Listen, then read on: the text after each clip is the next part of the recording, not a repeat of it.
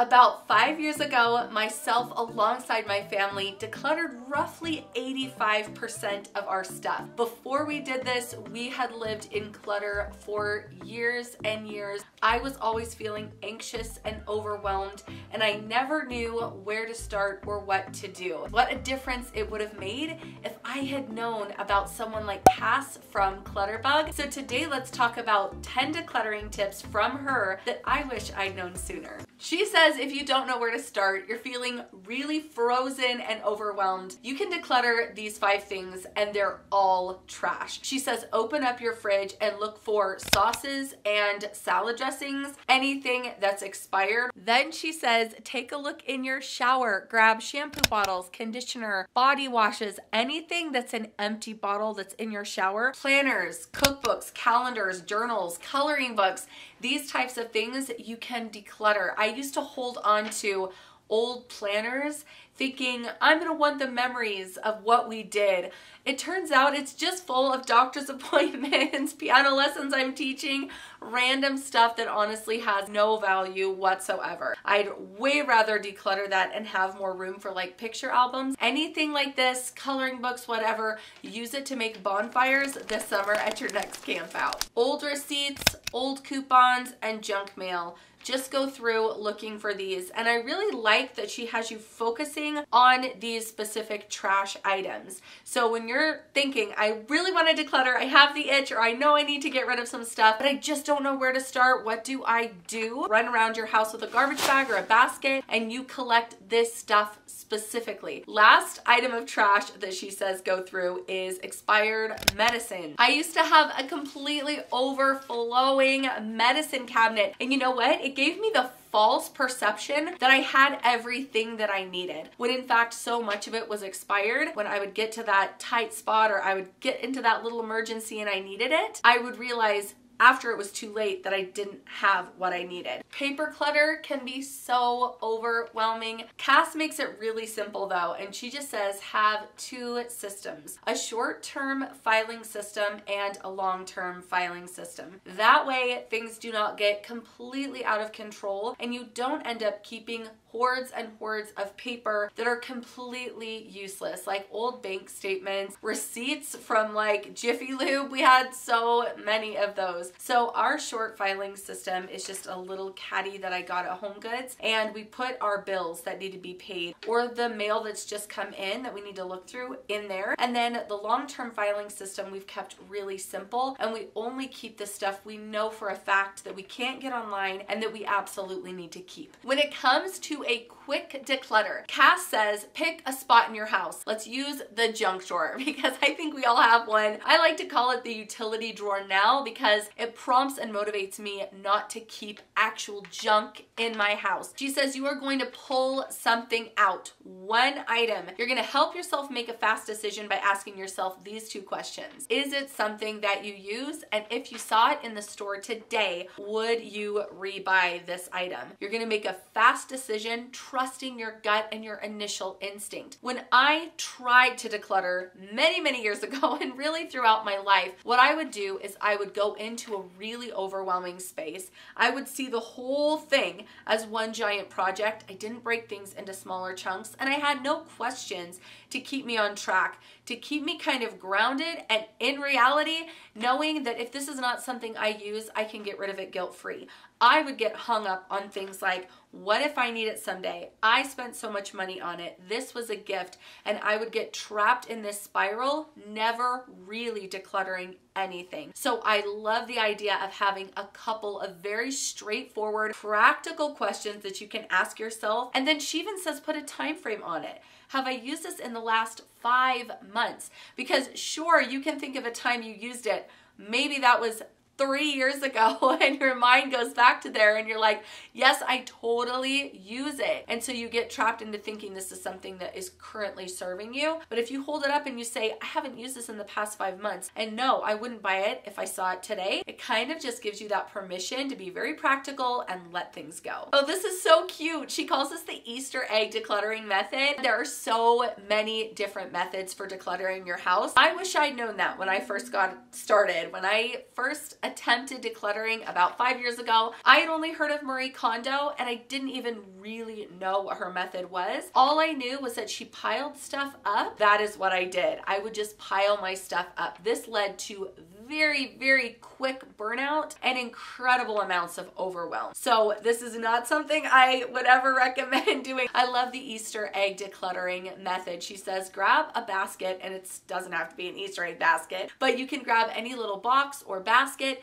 and what you're gonna do is you're gonna fill it up on the spot with items that are either donate, garbage, or relocate. And then you're gonna go around the house and you're gonna take care of these things immediately, throwing away the garbage, relocating the items, and then putting things in a donations center. For me, it's the back of my trunk. I always keep my donations back there just because I never know when I'll be driving by, and I love to just be able to stop in and drop stuff off. So I love this because, again, it's not you seeing the entire space as one giant overwhelming area, and it's giving you really specific things to look for. Now the trick is, for this one, you have to take care of the items when you're done. Filling up the box and then setting it on a dresser and leaving it there will not help at all. You actually have to save just a few minutes at the end, but I love this for people who are very easily overwhelmed and who really don't know where to start. I get so many questions. How do you encourage and help your family members get on board with decluttering? You're ready to go. They are hesitant. And I, again, can relate because for the longest time, my husband wasn't really motivated to declutter a lot of his stuff. He kept saying he wanted the house to feel more organized, and what I realized later this meant was there's too much stuff in here, and I don't think he or I, either one of us, realized that that was really the problem. Things just felt overwhelming and definitely unorganized. So what Cass does is a 21 item toss. I love this. You grab a garbage bag and you stuff anything you can find into the 21 item toss bag. And it could be socks with holes, any garbage counts, anything broken. It's so nice to just run around your house, time yourself, this is my bonus, for like 10 minutes and see if you can do this quickly. But when it comes to decluttering other people's stuff, do a garbage toss in that person's space, because you're not actually going to go in and make decisions for them, decluttering things that they might be looking for, resent you for getting rid of later. But she says you can actually make progress in the kids' bedrooms, in your husband's nightstand, whatever area that doesn't belong to you that's driving you crazy. Grab a garbage bag and do some garbage bag therapy. And this just makes the space feel better, and it might make them realize that they do have too much stuff in there, and it felt so good to have things removed, and that might motivate them to declutter as well. My closet was one area that was so completely out of control and overwhelming to me. I had it absolutely a disaster for years and years and years of my life. If I didn't know what to do with something, I would dump it in the closet because it was already a mess. And so for me, it just became a storage solution. It actually wasn't a solution at all. It was a dangerous area where we couldn't find anything. There were spiders in there. Things got ruined, broken, lost. It was such a problem, as you can see. I love Cass's approach. She says you're gonna actually go shopping in your collection. You're gonna pile everything up on the bed, and I love having a cleared off surface for working on decluttering projects like this. This is one of my top tips, is to always have a space that's cleared off where you actually feel like you can get something done. If your bed is constantly piled with stuff, your dining room table, you can't even see the table because it's so full, you might not really have a good workspace. So having a bed cleared off is perfect, especially when it comes to decluttering your closet and your clothes. You're gonna put all your clothes or your shirts, let's make it even more simple, or all your dresses, one category of clothing you're gonna put onto your bed. Then you're gonna go shopping.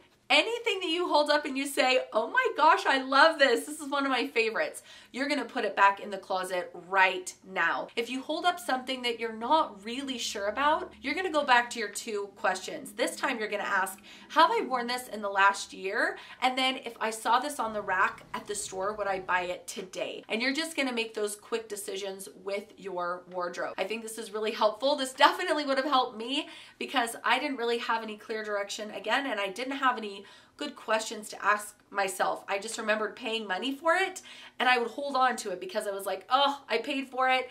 I don't want to be wasteful and get rid of it. Or I'd say, I don't fit in this right now, but I will soon. That day rarely comes. Let's be honest, at least not for me. So I feel like this is a great practical approach, and I love that she makes it fun. You get to go shopping and you're gonna pick the things you love first. Okay, this next one is exceptionally good. She talks about being brave when it comes to decluttering. And we're gonna talk again about trusting your gut, trusting your first feeling. If you hold it up and you hesitate, she says, be brave enough to trust your gut, even if it feels wrong. Even if you hold up the item and it makes you feel really nervous to get rid of it for whatever reason, and there are a million reasons, and even if you're just doubting yourself, she says, if your gut is telling you this is not an item that you love, this is not an item that you use, and you know you wouldn't buy it if you saw it in the store today, be brave. It's all right if you feel nervous. It's all right if you feel a little scared. It's all right if you feel a little guilty getting rid of stuff. You're gonna actually top all of that with bravery, and you're gonna trust your gut. I think this is very empowering. I wish I'd known it sooner. Cass talks about decluttering lies that actually keep us from making progress and keep us stuck in clutter. One of these lies, she says, is that by keeping the item, we're somehow saving money, and by keeping the item, we're saving it from a landfill. She brought up a really good point. Our home is not a solution. Our home does not need to become the landfill. Just because it's an item that you feel wasteful getting rid of does not mean that it's somehow valuable just because it's staying in your house. I think this is really good, especially since I think that wasting money and being hard on the environment are some of the top two things that keep us holding on to our stuff and feeling so guilty about letting it go. My personal take on this is that you can learn from this experience and make wiser purchases in the future. Going back to Cass, asking yourself if you would buy this again is just setting you up to be a more mindful shopper in general. So go ahead and let yourself get rid of these items, even if they do end up in the landfill, and then just be more conscientious moving forward. Learn from the experience and know that you're not going to get your money back, or it's not going to save you money just by keeping the item in your house. Another lie that she brings up that we often tell ourselves is that we need to keep items just in case. She really talks about areas of our home that become very cluttered, like the garage, with things that we think we're going to need just in case. She said that is the lie. We're not actually going to need the item like we think we are. I have held on to thousands of completely useless items thinking I'm gonna need this someday. This is really, really handy. I will thank myself later when I've kept this. How about you thank yourself today and get yourself out from underneath your clutter and start reaping those benefits. So she says check these spots like the garage especially for just in case items, and don't buy into the lie that you're gonna need all of this stuff later. You just aren't. When I first started decluttering, I put a lot of pressure on myself. I wanted to get large decluttering projects done very quickly because I did get burnout, because I did get totally unmotivated and overwhelmed after I pushed myself too hard too quickly. So I love the idea of just lowering your expectations, taking some of that pressure off, doing some of these small decluttering projects that she suggests, starting tiny with one little drawer, being really mindful of the 2 questions you're going to ask yourself, and just keeping things very simple. And you can pace yourself, but you can still see your progress. I felt like I would only really see progress or reap benefits if it was some large overhaul. But the truth is, you will see progress and you will reap benefits even from a tiny corner or a little drawer. Test it. I think you'll be amazed at how much better you feel just from one tiny little area being decluttered. Well, Cass is amazing. I've read her books. I love watching her YouTube channel. She also has a podcast. I will have everything linked down below. Thank you so much for being here today, and I'll see you soon. Bye.